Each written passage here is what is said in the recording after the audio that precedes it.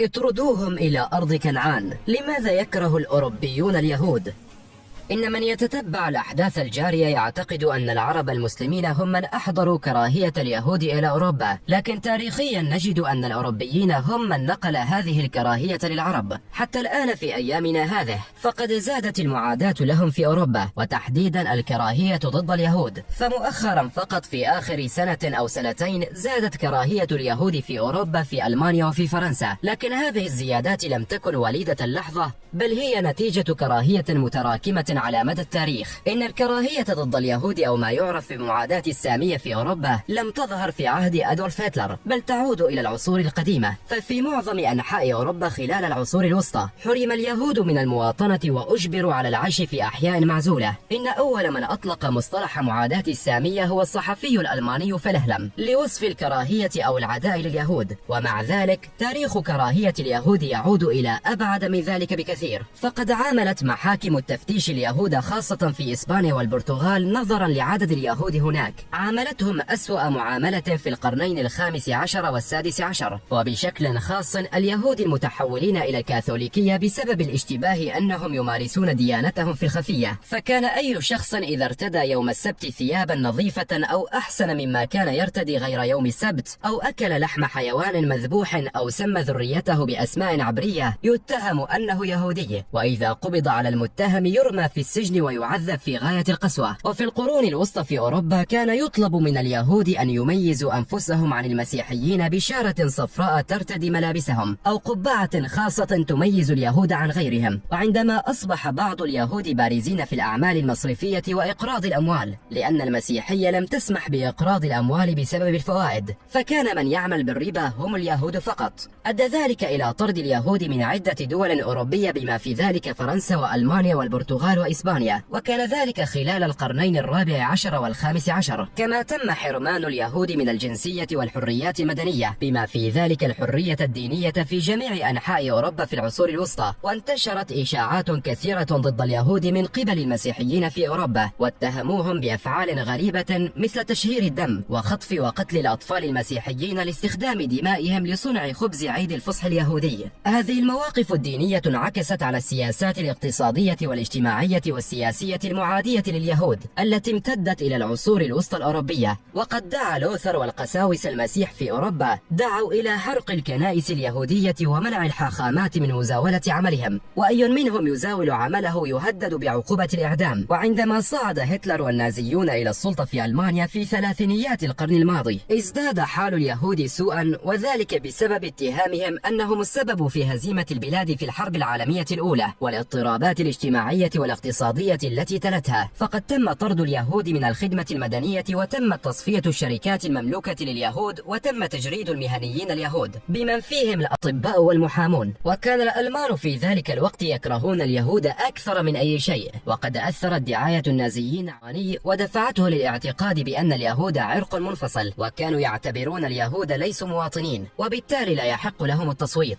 بعد ذلك أصبحت الظروف ضد اليهود أسوأ عندما بدأ هتلر والنازيون في تنفيذ خطتهم لإبادة الشعب اليهودي، والتي أشاروا إليها باسم الحل النهائي للمشكلة اليهودية. وبعد ذلك استخدم الألمان مراكز القتل الجماعي لليهود، معسكرات الاعتقال لتنفيذ القتل المنهجي لحوالي 6 ملايين يهودي أوروبي. وبعد هذه المذابح التي تعرض لها اليهود بدأوا بالهجرة إلى فلسطين بأعداد كبيرة، وخاصة عندما بدأ الأوروبيون جميعهم ينبذونهم. ويقول المؤرخ الألماني بيتر فين أن الأوروبيين هم من نقلوا معاداة السامية إلى العالم العربي، وحتى الآيات القرآنية المرتبطة بالعداء ضد اليهود مرتبطة بأحداث تاريخية محددة. فبعد هجرة الرسول من مكة إلى المدينة أبرم تحالفا مع قبائل المنطقة، وكانت من بينها قبائل يهودية، ولما قامت هذه القبائل بخرق الاتفاق انتقم المسلمون منهم. وهذا يعني أن الحقد على اليهود في التقليد الإسلامي ارتبط بأسباب معينة ومرحلة معينة، وقال أنه لا يوجد عداء تقليدي للسامية بين العرب على أسس دينية أو عنصرية،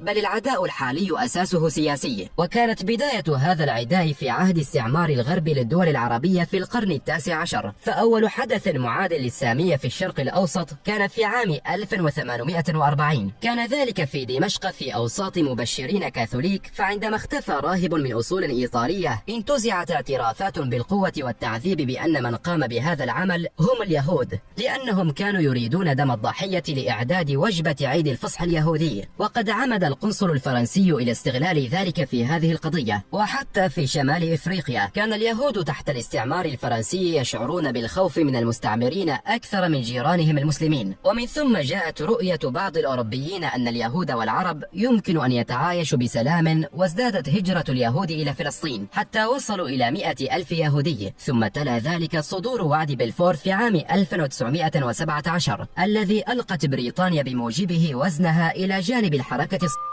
التي كانت تطالب بتأسيس وطن قومي لليهود في فلسطين، مما أدى ذلك في ثلاثينيات القرن الماضي إلى اندلاع انتفاضة فلسطينية ضد الهجرة اليهودية. ثم جاءت بعد ذلك خطة تهدف إلى تقسيم فلسطين إلى قسمين، يهودي وعربي. وعندما رفضت الدول العربية خطة الأمم المتحدة أدى ذلك إلى اندلاع حرب أجبر فيها مئات الآلاف من الفلسطينيين على النزوح من ديارهم، وأقيم الكيان في إسرائيل عام 1948. وإن معالم هذه الكراهية ضد اليهود موجودة إلى الآن في أوروبا. فعندما اعترف دونالد ترامب بالقدس في عام 2017 كعاصمة لإسرائيل، في الواقع لم نعترف بأي عاصمة لإسرائيل، ولكننا اليوم نعترف بالقدس عاصمة لإسرائيل. أكثر مكان غطى المحلات الصغيرة بالأعلام الفلسطينية كان أوروبا، ليس دعما للفلسطينيين بقدر ما هو كره لليهود. وأكثر من ربع الأوروبيين الذين شملهم استطلاع CNN يعتقدون أن لليهود نفوذ كبير في الأعمال التجارية والمالية، وواحد من كل 4 تقريبا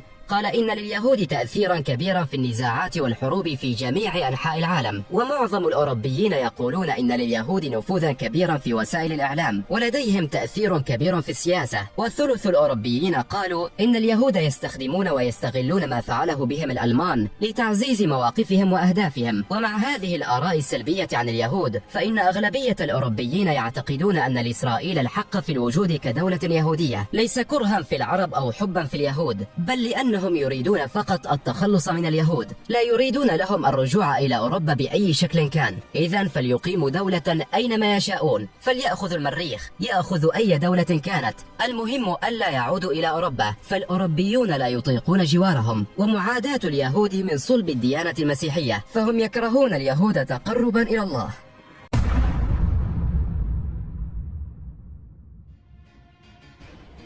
كراهية الأوروبيين لليهود والتي ظهرت في القرن ال19 فيما عرف بالمسألة اليهودية، والتي كانت من حلولها وجود الصهيونية وطرد اليهود إلى فلسطين. أما أغنياؤهم فهاجروا للولايات المتحدة الأمريكية. هذا الكره له جذور تاريخية وليس من عبث. الجذور التاريخية لكراهية الأوروبيين لليهود تمثل بعضها في أنه عقدي، نابع من الكنيسة الكاثوليكية في روما، والتي ترسخت في أذهان الشعوب الأوروبية، وأخرى بسبب الصراع بين البروتستانت والكاثوليك، إذ دعم البروتستانت اليهود في مقابل كراهية الكاثوليك لهم، فعزل الكاثوليك اليهود في أحياء خاصة بهم، ومارسوا ضدهم العنف. كما كان هناك شق اقتصادي محض، فاليهود يعملون في الربا، وبالتالي أصبحت تتراكم عندهم ثروة كبيرة، وكلما استحوذوا على الثروة صارت في أيديهم قوة اقتصادية تؤثر في السياسة وتؤثر في حركة التاريخ، وأدت لتنامي حقد فقراء المسيحيين ضدهم، كذلك حقد من لم تدعمهم اليهودية بالمال. فلذلك برزت المسألة اليهودية. ولكي نفهم المسألة اليهودية في الغرب، يجب العودة لدعم البروتستانتية لليهود وتحفيزهم للعودة لفلسطين وترك أوروبا، إضافة لانقلاب مارتن لوثر رائد حركة الإصلاح الديني البروتستانتي على اليهود في آخر أيامه.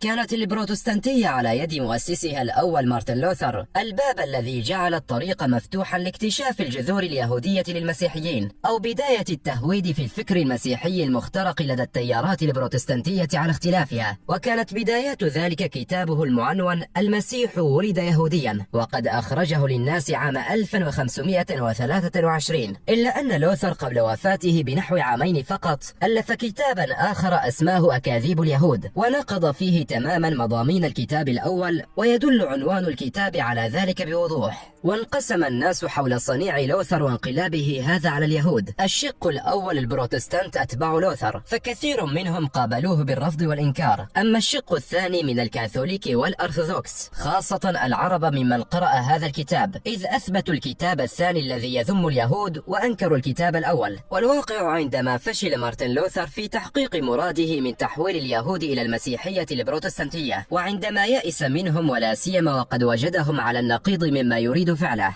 كانوا يسعون إلى تهويد المسيحيين. فبدلا من تحويلهم هم إلى المسيحية البروتستانتية، استغل اليهود حالة التعاطف معهم والحرية الدينية التي حظوا بها، واتجهوا إلى جميع أنصارهم وعملوا على تحويل المسيحيين إلى اليهودية. واستغل يهود أوروبا هذه الحالة الجديدة في مصلحتهم العامة من أجل رفع صور الاضطهاد المختلفة الواقعة عليهم على الصعيد الاجتماعي الأوروبي، واتخذوها منطلقا للتحرر من الاستعباد الكنسي الرومي. فبعد هذه الخيبة والفشل التي انتهى إليها لوثر من وهمه لدعوة اليهود إلى المسيحية، صار ينظر إليهم كأنهم الشياطين، واعتبر لوثر اليهود العدو الثاني للمسيحيين بعد الشيطان. هذا مع بقاء اليهود على سائر الصفات الذميمة في نظر الأوروبيين، والأسباب التي من أجلها كانوا محل بغض الأوروبيين، ومن أهمها إصرارهم على التعامل بالربا والإقراض الذي تحرمه الكنيسة. فظل اليهود هم اليهود، محتفظين بأسباب البغض الأوروبي المسيحي